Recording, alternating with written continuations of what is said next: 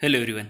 तो आज हम देखने वाले हैं आरसीसी के कुछ एमसीक्यूज, जिसमें हमने फर्स्ट पार्ट और सेकंड पार्ट में एलएसएम डब्ल्यूएसएम इसका कुछ पार्ट जो है वो कवर कर लिया था। इस पार्ट में हम कॉलम और स्लैब के बारे में एमसीक्यूज जो है वो देखेंगे। तो स्टार्ट करते हैं। हमारा फर्स्ट क्वेश्चन है, the minimum number of main steel bar provided in RCC column. So basically column में मिनिमम कितने बार प्रोवाइड करने चाहिए ये आपको पूछा गया है। तो ऑप्शन ए है rectangular column is 4, circular column is 6, octagonal column is 8 and option D है ऑल ऑफ द अबाव। तो बेसिकली क्या होता है कि जब हम फिगर में देख ही रहे आप, तो अगर रेक्टेंगुलर कॉलम है तो उसमें मिनिमम जो है वो 4 बार होने ही चाहिए, सर्कुलर में मिनिमम 6 बार होने चाहिए, ऑक्टेगोनल में 8 होने चाहिए। इसी तरह से ये तीनों के तीनों ऑप्शन जो है वो तीनों के ऑप्शन सही है। तो इसीलिए यहाँ पे हमारा ऑप्शन हो जाएगा option D, all of the above is the correct answer. Then the next is, the diameter of longitudinal bar of a column should never be less than. Option A है 6 mm, 8 mm, 10 mm, 12 mm and none of this. तो basically जो diameter of longitudinal मतलब क्या, vertical bar, जो column में vertical bar रहेंगे उसका minimum diameter कितना होना चाहिए। तो मिनिमम जो है वो 12 mm का हम बार यूज़ करते हैं। 12 mm के नीचे का बार जो है हम यूज़ नहीं कर सकते कॉलम में। 12 के ऊपर के बार चलेंगे, लेकिन 12 जो है वो मिनिमम साइज़ होगी उसकी, जो हम वर्टिकली प्रोवाइड करते हैं। तो इसीलिए यहाँ पे ऑप्शन डी जो है 12 mm ये हमारा करेक्ट आंसर हो जाएगा। The next is, eccentrically loaded column have to be designed for combined axial load and option A है shear force, bending moment, torsion and creep। तो बेसिकली इसेंट्रिक कॉलम मतलब क्या, तो जिसका जो लोड है वो एग्जैक्टली एक्सियली नहीं जाता, मतलब एग्जैक्टली एक्स एक्सिस और वाई एक्सिस जहाँ पे मीट होता है वहाँ से, मतलब उसके सीजी से पास नहीं होता है, वो कहीं दूर से पास होता है। तो उसी को हम इसेंट्रिसिटी बोलते हैं। तो उसमें क्या होता है कि इसेंट्रिसिटी की वजह से वहाँ पे शियर फोर्स तो आता ही है, उसी के साथ साथ वहाँ पे बेंडिंग मोमेंट भी आ जाता है। तो यहाँ पे क्या होगा, ऑप्शन बी होगा, bending moment is the correct answer. तो ये आपको याद रखना है, एक्सियली लोडेड कॉलम में सिर्फ लोड आएगा और इसमें क्या होगा, कंबाइन एक्सियल लोड भी आएगा और बेंडिंग मोमेंट भी आएगा। तो यहाँ पे ऑप्शन बी हमारा करेक्ट आंसर हो जाएगा। देन फोर्थ है, what is the recommended value of effective length if the column is effectively held in position and fixed against rotation in both end। तो ये सारी की सारी कंडीशन जो है वो आपको IS कोड 456/2000 में गिवन है। तो आप इसकी सारी कंडीशन के हिसाब से इसकी जो इफेक्टिव लेंथ की वैल्यू जो है वो याद रख सकते हैं। तो बेसिकली यहाँ पे पूछा गया है कि effectively held in position and fix against rotation in both and, दोनों एंड पे क्या है, इफेक्टिवली हेल्ड है और रिस्ट्रेंस अगेंस्ट रोटेशन है। तो इसीलिए यहाँ पे क्या हो जाएगा कि 0.65 टाइम्स ऑफ लेंथ, ये हमारा करेक्ट आंसर हो जाएगा। तो ये आपको याद रखना है, ये सारी की सारी इफेक्टिव लेंथ की कंडीशन जो है वो आपको IS कोड 456/2000 में मिल जाएगी। तो हमारा फिफ्थ क्वेश्चन है, what is the minimum value of eccentricity provided in column. तो ऑप्शन ए है हमारे पास 50 mm, 20 mm, 30 mm and 45 mm। सो मैंने जैसे कि पहले ही बताया था कि इसेंट्रिसिटी मतलब क्या होता है, तो हमारा जो लोड है वो हमारे सीजी पे, सेंटर ऑफ ग्रेविटी पे न आते हुए किसी साइड पे चला जाता है। तो वो जो डिस्टेंस रहेगा उसको बोला जाता है इसेंट्रिसिटी। अब इसेंट्रिसिटी में मिनिमम कितना, मतलब कॉलम में मिनिमम इसेंट्रिसिटी कितना प्रोवाइड होता है ये हमें पूछा गया है। तो यहाँ पे जो ऑप्शन बी है 20 mm, ये हमारा करेक्ट आंसर है। मिनिमम इसेंट्रिसिटी जो है हम 20 mm तक प्रोवाइड कर सकते हैं। ठीक है, तो यहाँ पे ये आपको याद रखना है, ऑप्शन बी 20 mm ये हमारा करेक्ट आंसर हो जाएगा। Then the next is, the strength of the column with helical reinforcement shall be times the strength of similar column with lateral ties. Option है 2, बी है 1.05, सी है 3 एंड डी ऑप्शन है हमारा 1.5। तो बेसिकली यहाँ पे बोला है कि हेलिकल रेनफोर्समेंट, अब हेलिकल रेनफोर्समेंट मतलब स्पाइरल रेनफोर्समेंट जो रहेगी वो कितने टाइम्स आती है स्ट्रेंथ के सिमिलर कॉलम। ठीक है, जो लैटरल टाइप्स प्रोवाइड करते हैं उसके सिमिलर कितने टाइम्स प्रोवाइड करती है स्ट्रेंथ। तो बेसिकली हमें ये याद रखना है कि जो भी रहेगा वो 5% से ऐड हो जाएगा, ठीक है। मतलब हमारा नॉर्मल कॉलम जो जितना स्ट्रेन देता है उससे 5% ज़्यादा जो है वो हेलिकल रेनफोर्समेंट देगा। तो 5% मतलब कितना, तो 1.05 टाइम्स, ठीक है।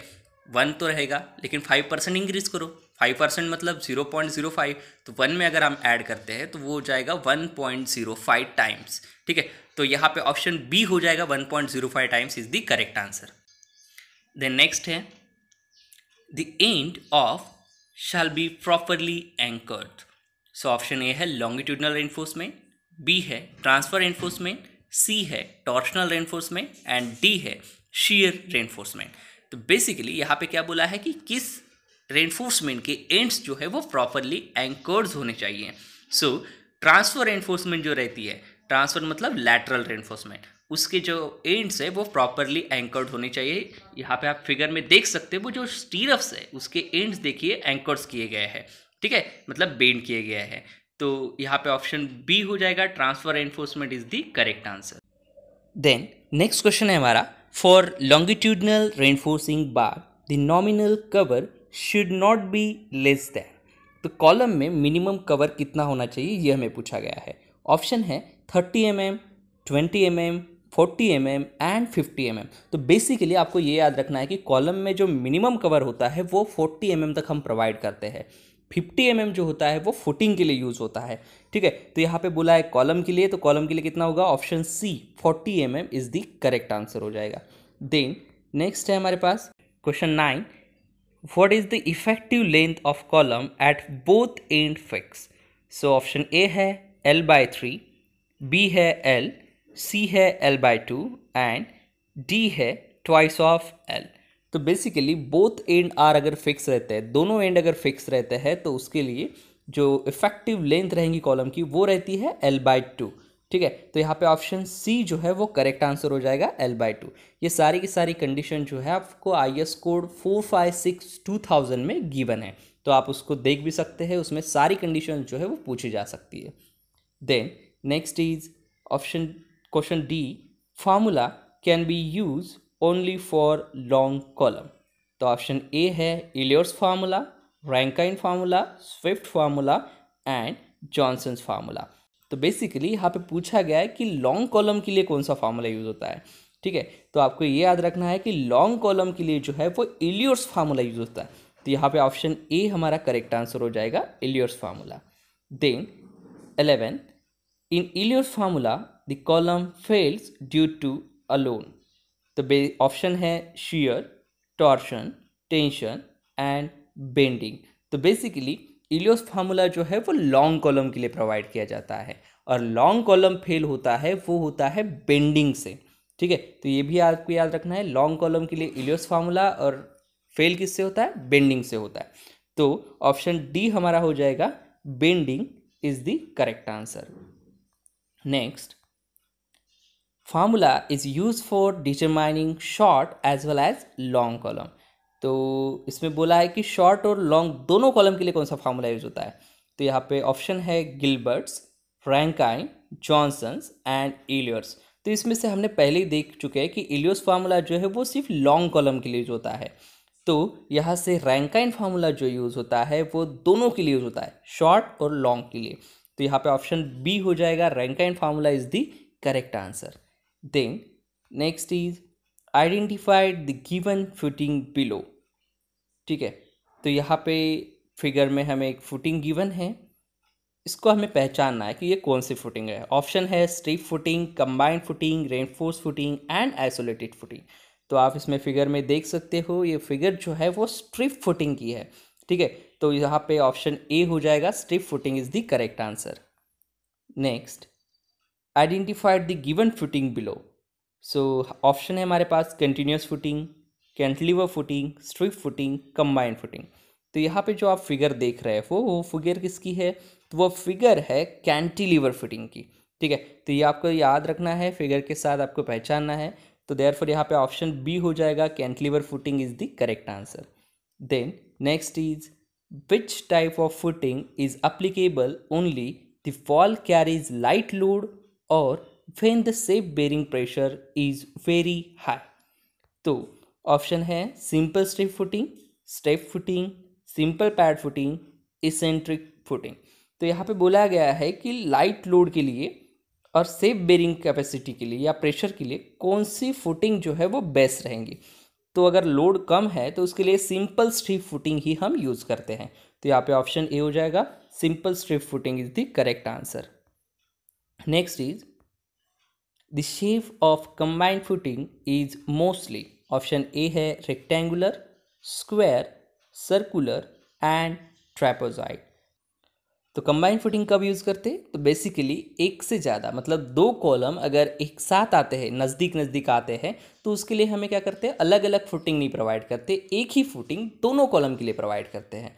तो वो जो फुटिंग रहेगी उसको कंबाइंड फुटिंग बोलते हैं। तो जनरली कंबाइंड फुटिंग का जो शेप रहेगा वो ट्रैपेजॉइडल शेप रहेगा।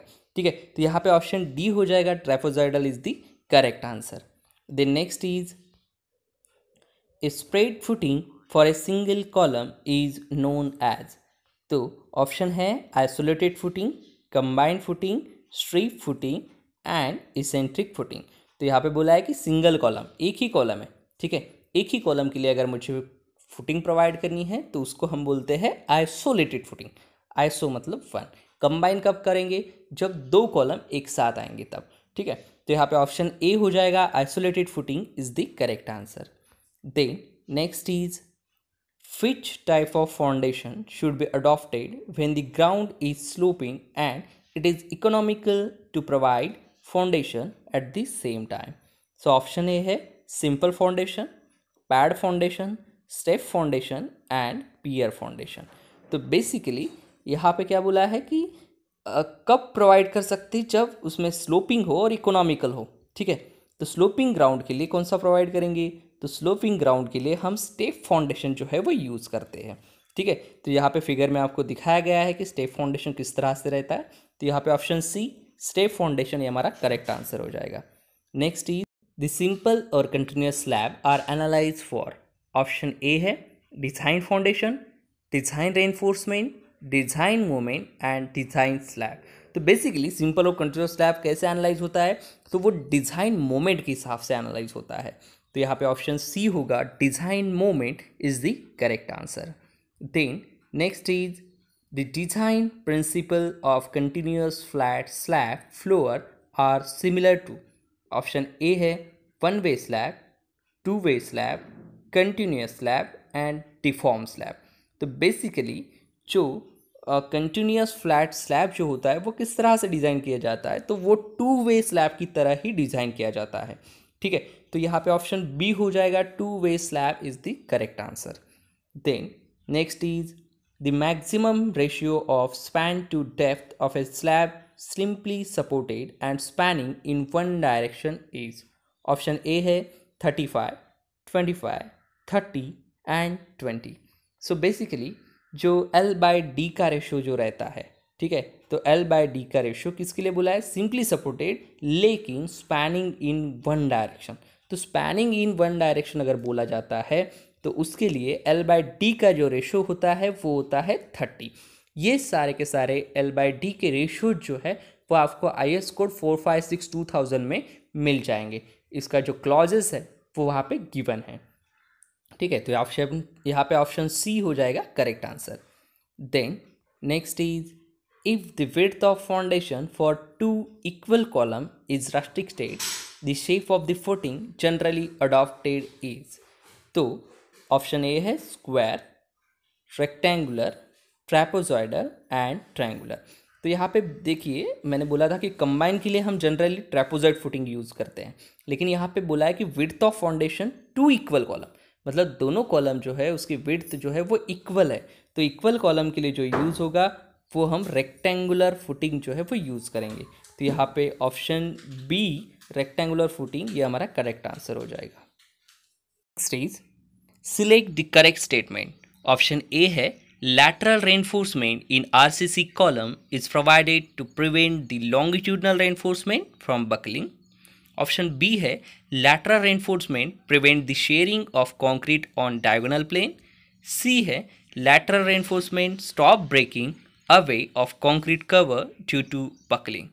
और ऑप्शन डी है ऑल ऑफ द अबाव। तो ये लैटरल रेनफोर्समेंट मतलब स्टीरप्स के बारे में जो है वो स्टेटमेंट बोला गया है। तो लैटरल रेनफोर्समेंट का काम क्या रहता है, तो आपकी जो वर्टिकल बार है उसको पकड़ के रखना, मिनिमम कवर प्रोवाइड करना, और आपके जो शेयरिंग स्ट्रेस है उसको, जो डायगोनल प्लेन में शेयरिंग होगा उसको बचाने के लिए काम आता है। तो मतलब यहाँ पे तीनों के तीनों ऑप्शन जो है वो सही है। तो यहाँ पे क्या होगा कि all of the above is the correct answer हो जाएगा। ठीक है, तो यहाँ पे option D is the correct answer. Then next है the self weight of the footing is. तो self weight of the footing is option है not consider for calculating the upward pressure on footing, B है also consider for calculating the upward pressure on footing, C है not considering the calculating of area of the footing, and D है both B and सी। तो आपको ये याद रखना है कि सेल्फ वेट ऑफ फुटिंग जो है वो कंसिडर हम नहीं करते, कब, जब अपवर्ड सॉइल प्रेशर जो है हम निकालते हैं।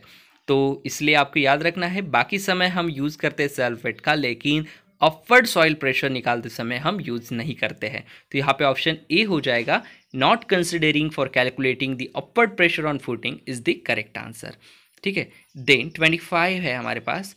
In a simply supported slab, alternate bar are curtain at. Option A है 1/4 of the span, 1/5 of the span, 1/6 of the span and 1/7 of the span. तो बेसिकली जो कर्टल्स रेनफोर्समेंट है, ठीक है, अल्टरनेट बार में वो हम कितना लेते हैं, तो वो लेते हैं 1/7 ऑफ द स्पैन। ये आपको याद रखना है, ये आपको मैक्सिमम टाइम पूछा जाता है। तो ऑप्शन डी है 1/7 of the span is the correct answer.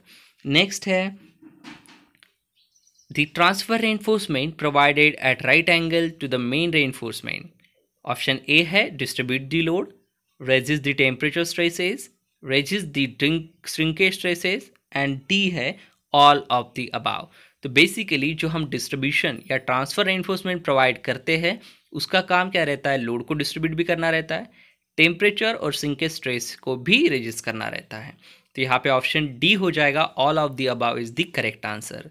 Then next is the pitch of the main bar in a simply supported slab should not exceed its effective depth by. Option A है 3 times, 4 times, 5 times and 6 times। तो generally pitch क्या रहेगा, तो centre to centre distance रहेगा। ठीक है, तो centre to centre distance कितना रहेगा, तो it's not exceed by the effective depth of 6 times। ठीक है, तो ऑप्शन डी हो जाएगा 6 times is the correct answer. Then next is as per IS 456 the reinforcement in a column should not be less than. Option A है 0.5% and not more than 5% of the cross section area, B है 0.6% and not more than 6% of the cross section area, C है 0.7 and not more than 7% of the cross section area, and D है 0.8 and not more than 6% of the cross sectional area.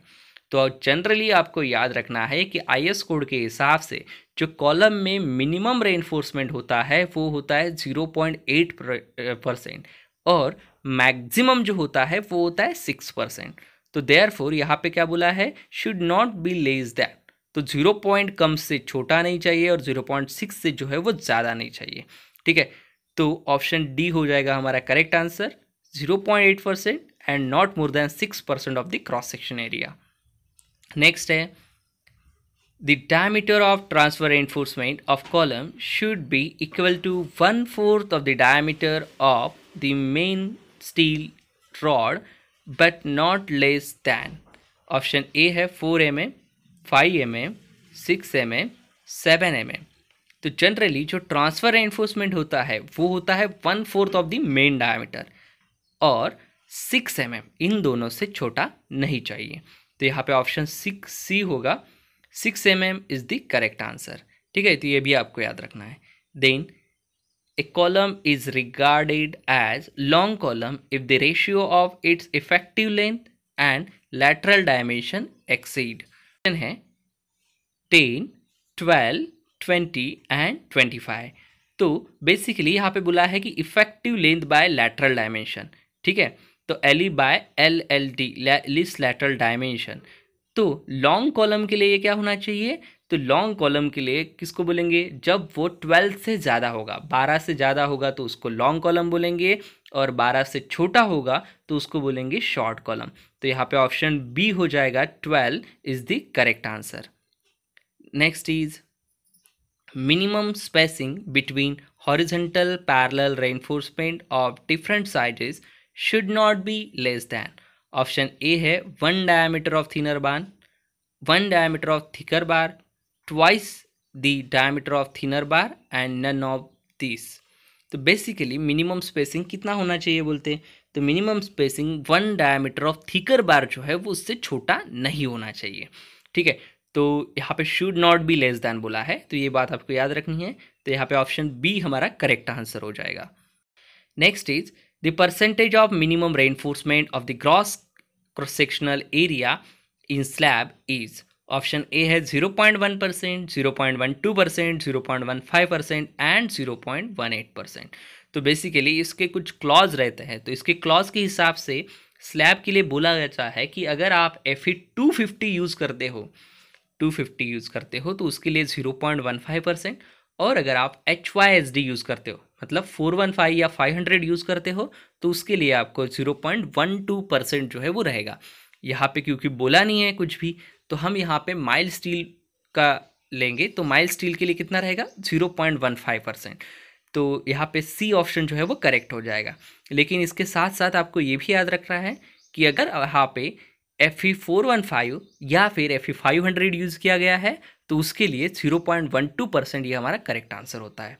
ठीक है, तो यहाँ पे बोला कुछ नहीं है, तो यहाँ पे हम FE 250 बोलेंगे, FE 250 के लिए 0.15। Next is an RCC beam not provided with shear reinforcement may develop crack in a bottom inclined throughly to the horizontal at। तो यहाँ पे ऑप्शन है 25 degree, 35 degree, 45 degree and 55 degree. तो जनरली जो incline किया जाता है वो कितना रहेगा, वो 45 डिग्री से इंक्लाइन रहेगा। सो यहाँ पे ऑप्शन सी हो जाएगा, 45 degree is the correct answer. Next is the amount of reinforcement for main bar in a slab is based upon। Option है minimum bending moment, maximum bending moment, maximum shear force and minimum shear force. तो जो slab रहेगा, slab में जो reinforcement रहेंगे वो किस पे बेस रहेंगे, तो वो बेस रहेंगे मैक्सिमम बेंडिंग मोमेंट के ऊपर। ठीक है, किसके ऊपर, मैक्सिमम बेंडिंग मोमेंट के ऊपर ही हमारे रेनफोर्समेंट जो है वो बेस रहेंगे। तो यहाँ पे ऑप्शन बी हो जाएगा correct answer. Then next is and last, Ly by Lx ratio is less than 2, then the slab is called as। Ly is the longer span divided by shorter span। ठीक है, तो longer span divide by shorter span का ratio अगर less than 2 आता है तो उसको कौन सा स्लैब बोलेंगे। ऑप्शन है 1 वे slab, 2 way slab, continuous slab and simple slab. तो आपको बेसिकली ये याद रखना है कि अगर longer length bye shorter length का रेशियो जो है वो 2 से कम रहता है तो उसको 2 वे स्लैब बोलते हैं। लेकिन अगर 2 से ज़्यादा रहता है रेशियो, उसका बड़ा आता है रेशियो, ठीक है, Ly by Lx is greater than 2 अगर आता है तो उसको हम 1 वे स्लैब बोलते हैं। तो ये दोनों आपको याद रखने हैं, 1 वे कब होगा, 2 वे कब होगा। ठीक है, तो Ly by Lx is less than 2, then the slab is called as 2 way slab. तो इसी के साथ हमने कॉलम और स्लैब के ऊपर के MCQ जो है वो यहाँ पे कवर कर लिया है। ठीक है, इसी के साथ आपको सिविल इंजीनियर से रिलेटेड और भी सब्जेक्ट के ऊपर MCQs हमारे चैनल पे आपको मिल जाएंगे। तो बेसिकली चैनल को सब्सक्राइब ज़रूर करना है, साथ ही लाइक, कमेंट और शेयर भी ज़रूर करना है। Thank you.